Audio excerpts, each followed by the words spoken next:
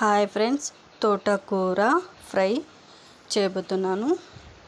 ఆకుకూర అంతా ఈక్వల్గా కట్ చేసుకొని ఉల్లిపాయ, కరివేపాకు, టమాటా, పచ్చిమిర్చి కడిగి కట్ చేసుకొని ఆకుకూర బాగా కడుక్కొని ఒక ప్లేట్లో పెట్టుకొని కడాయి పెట్టి ఆయిల్ వేసి జీలకర్ర, ఆవాలు, కరివేపాకు, పచ్చిమిర్చి బాగా ఫ్రై చేసుకొని ఉల్లిపాయ వేసుకొని బాగా అంతా కలుపుకొని టమాటా వేసి కలుపుకొని ఆకుకూర వేసి పసుపు, సాల్ట్ మూత పెట్టి బాగా ఫ్రై అయినాక చపాతీ పిండి బాగా కలుపుకొని బాగా రౌండ్ షేప్ చేసుకొని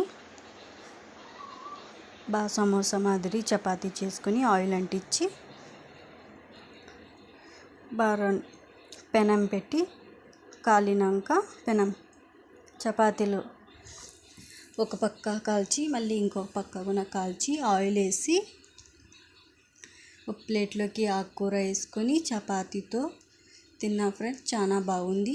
మీరు ఇలాగ ట్రై చేయండి. నచ్చితే నా ఛానల్ సబ్స్క్రైబ్ చేయండి, లైక్ చేయండి, షేర్ చేయండి.